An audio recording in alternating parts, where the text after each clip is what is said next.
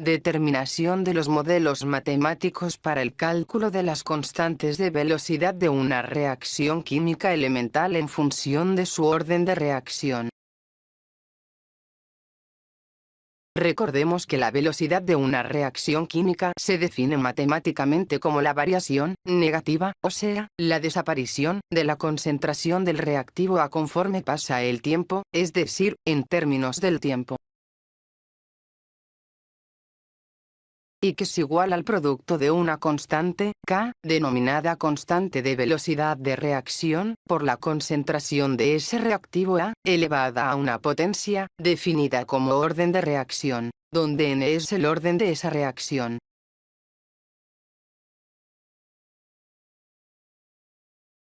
Ahora bien, tomando como base la reacción elemental en donde el reactivo A se transforma en productos, determinaremos las ecuaciones a través de las cuales podremos calcular las constantes de velocidad de reacción, las cuales nos servirán para encontrar el orden de esa reacción elemental y con ello determinar su ecuación de velocidad de reacción. Para hacer esto podemos utilizar varias metodologías, sin embargo, en este curso revisaremos solo dos, el método integral y el método diferencial. Las determinaciones de las ecuaciones para calcular la K se harán con base en el orden de reacción. No olvidemos que el orden de reacción 0, en una reacción química, significa que la velocidad de esa reacción es siempre constante, es decir, la velocidad de desaparición del reactivo es igual a la constante de esa misma velocidad de reacción, es decir. Por tanto, efectivamente, para la reacción elemental, A se transforma en productos. La velocidad de reacción en términos del orden de esa reacción es.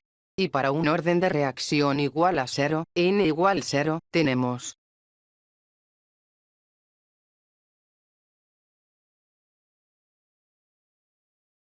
Utilizando el método integral, primero separamos variables.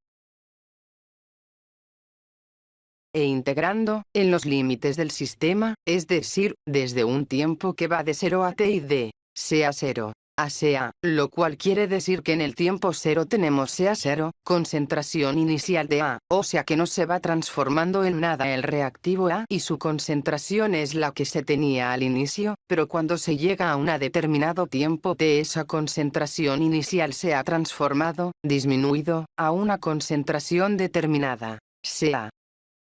Matemáticamente expresamos lo anterior como el si 1 menos y la k salen de la integral, resolviendo las integrales, evaluando, multiplicando,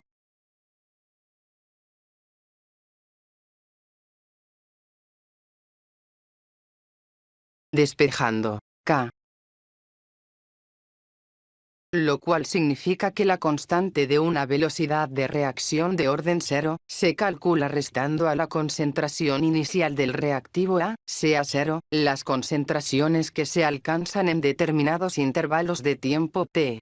Vamos a interpretar y entender el método matemático del cálculo de la constante de velocidad de reacción K al cual hemos llegado. Recordemos que en una reacción química cualquiera, la concentración de los reactivos disminuye y la de los productos crece. Esto gráficamente, se representa de la manera siguiente. En esta gráfica, la curva 1 representa la variación de la concentración de los reactivos en la reacción química, es decir, conforme el tiempo crece, esta concentración disminuye y viceversa. La curva 2 representa la variación de la concentración de los productos, que aumenta conforme el tiempo avanza. En el laboratorio podemos seguir el desarrollo de una reacción química midiendo las concentraciones de reactivos y de productos que se tienen dentro del reactor conforme el tiempo transcurre. De manera tabular, podemos representar este seguimiento de la forma siguiente. Las constantes de velocidad de reacción se calculan para cada tiempo al cual se mide la concentración de reactivo dentro del reactor, utilizando el modelo matemático al cual llegamos en nuestro análisis. Esto se hace para cada tiempo de muestreo, como se puede ver en la columna denominada cálculo de K de la tabla siguiente. ¿Qué nos dicen esos cálculos de K? Bueno, como su nombre lo dice, K es una constante, entonces, si esos valores K1, K2, K3, K son iguales o fluctúan poco, es decir, suben o bajan solo un poco, pero no van disminuyendo o aumentando indefinidamente, quiere decir que son constantes en promedio.